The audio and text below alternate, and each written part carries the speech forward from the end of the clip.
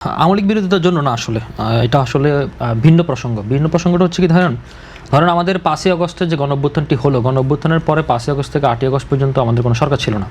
পরবর্তী 8ই আগস্টে যখন আপনার সুপ্রিম কোর্টের 106 অনুচ্ছেদের রেফারেন্সে রাষ্ট্রপতি কর্তৃক এটা সুপ্রিম কোর্টের সুপারিশক্রমে সরকার গঠন করা হলো, তখন কিন্তু আমরা সাংবিধানিক একটা অভিযাত্রায় চলে গেলাম। তখন এর মাঝখানে পরবর্তী সময় যখন আমাদের গণঅভ্যুত্থানের পরবর্তী সময় অনেকের অনেক দাবি সংস্কার বা অনেকের অনেক তত্ত্ব বাজারে এসেছিল, কে বলতে তখন এটাকে বিপ্লব বলেও অনেকে চেষ্টা করতেছিলেন।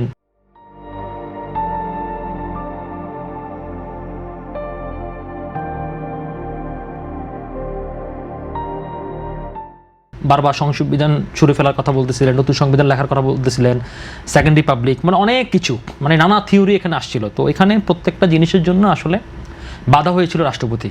এই কারণে রাষ্ট্রপতির প্রতি আক্রোশটা বেশি। আপনি দেখবেন রাষ্ট্রপতির পদত্যাগ বারবার চেয়েছিল, রাষ্ট্রপতিকে ছুঁড়ে ফেলার কথা বলতেছিল, রাষ্ট্রপতিকে গ্রেপ্তারের কথা বলতেছিল। তো আমি আপনার আগের টার্মে বলেছিলাম যে রাষ্ট্রপতির ব্যাপারটা আসলে এটা একটা ইনস্টিটিউশনাল জিনিস, তাই না? এখন এখানে মানে মানে আপনি গেলেও যে কাজগুলো করতে হবে, আমি গেলেও সেই কাজগুলো করতে হবে। তো এখানে আসলে ব্যক্তির কাজটা করা না, যেহেতু দলীয় সরকার ছিল না। তো রাষ্ট্রপতির পিছনে অনেক সাপোর্ট ছিল, যেটা উনি ইন্টারভিউ বলেছিলেন, সত্য মিথ্যা আমি জানি না, কিন্তু যে সাপোর্ট থাকার কারণে একটা পক্ষ মনে করতেছে যে রাষ্ট্রপতি সবচেয়ে বড় ক্রিমিনাল। অনেক পলিটিক্যাল পার্টিকেও তারা, অনেক গোষ্ঠীকেও তারা দোষারোপ করে, যারা এই শক্তিগুলো।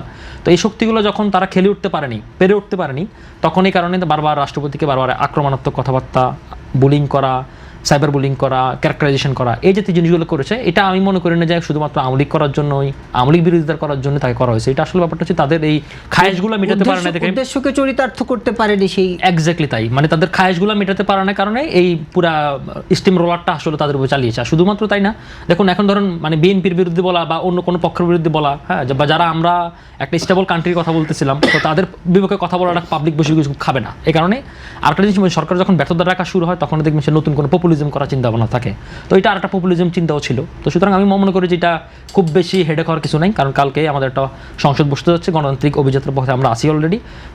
ইলেকশনের পর একটি গণতান্ত্রিক সরকার দেশ চালাচ্ছে। সুতরাং এই জাতীয় এনার্কি গোষ্ঠীটা কিন্তু খুব সংখ্যাগরিষ্ঠ, কিন্তু এটা এমনভাবে সমাজে ইনফ্লুয়েন্স করা, এটাকে অনেক বড় দেখায়।